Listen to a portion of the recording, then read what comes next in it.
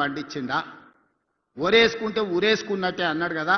అలాంటి ఇదే రాష్ట్రంలో నేను వచ్చిన తర్వాత, ఇందిరమ్మ రాజ్యం వచ్చిన తర్వాత రైతులందరికీ చెప్పినాం, మీరు వరి పండించండి, సన్న ఒట్లు పండించండి, గిట్టుబాటు ధరనే కాదు క్వింటాల్కి 500 రూపాయల బోనస్ ఇచ్చి చివరి గింజ వరకు కొంటామని. రైతులు పండించిన ప్రతి గింజ దేశంలోనే ఈనాడు 2 ఏళ్ల ప్రతి పంట అత్యధికంగా ఒడ్లు పండించిన రాష్ట్రం తెలంగాణ రాష్ట్రం.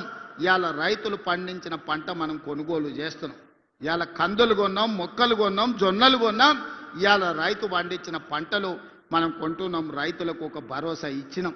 ఒడ్లు మనకిస్తే 48 గంటల్లోనే వాళ్ళ ఖాతాలో నగదు బదిలీ చేస్తున్నాం.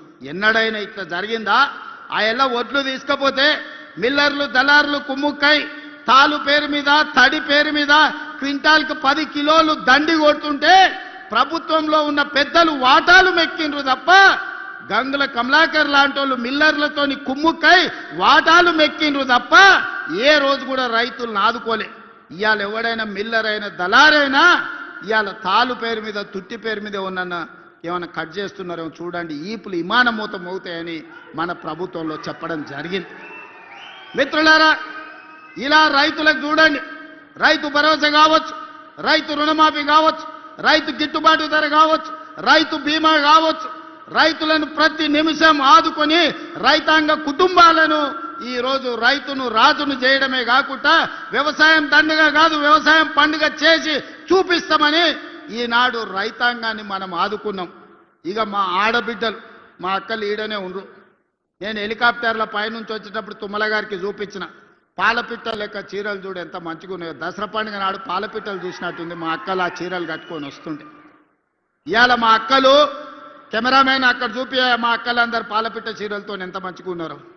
ఇంటి ఆయన కూడా సంతోషపడతాడు, మా అక్కలందరూ ఇంత మంచిగా కనిపిస్తారు అంటే.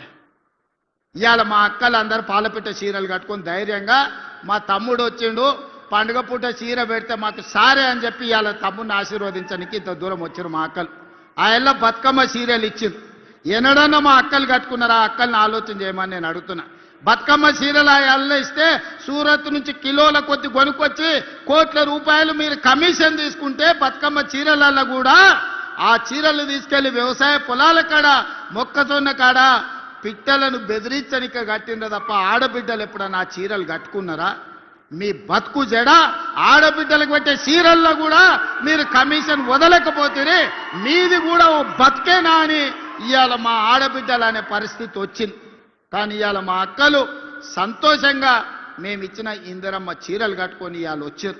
అదేవిధంగా మా పొన్నం ప్రభాకర్ చెప్తున్నాడు, మొన్న సమ్మక్క సారలమ్మ జాతరలా లక్షలాది మంది ఆడబిడ్డలకు ఉచిత బస్సు ఇచ్చినామని. నేను అడుగుతున్న ఇవాళ 2 ఏళ్లలో మా అక్కలే సాక్షి, ఏడన్నా బస్సులు ఎవరన్నా ₹1 అడిగినరా అక్క? మిమ్మల్ని కిరాయి అడిగినరా అక్క? నిజం చెప్పురి. అడిగితే మీ తమ్ముని ఫోటో చూపించమని ఆయననే చెప్పిన కదా, కిరాయి పైసలు అయితే మా తమ్ముడు కడతాడు, పట్టణంలో ఉన్నారు తెచ్చుకోపోండి అని చెప్పమన్నానా? 2 ఏళ్లలో ఆడబిడ్డలకు ఉచిత బస్సు ప్రయాణానికి 9,000 కోట్ల రూపాయలు నేను పొన్నం ప్రభాకర్ గారికి లెక్క కట్టి నెల నెల పైసలు కట్టిన. మా ఆడబిడ్డలు బస్సులో ఉచితంగా పోతే ఆ ఎల్లా అమ్మగారింటికి పోవాలన్నా, అమ్మవారిని దర్శించుకోవాలన్నా, కొండగట్టుకోవాలన్నా, వేములవాడ రాజన్నను దర్శించుకోవాలన్నా ఇంటి ఆయన ముందర చేయి చాపాలి మా అక్కలు. అయ్యా నేను రాజన్న దగ్గరకు పోయేస్తా, కొండగట్టుకు పోయేస్తా అంటే ఇంటి ఆయన చెప్పడే ఇప్పుడు దసరా పండుగ కదా, దీపాలకు పోదు కానీ, లేకపోతే ఉగాది పండుగ పోదు, ఇప్పుడు ఏం తొందర ఉందని.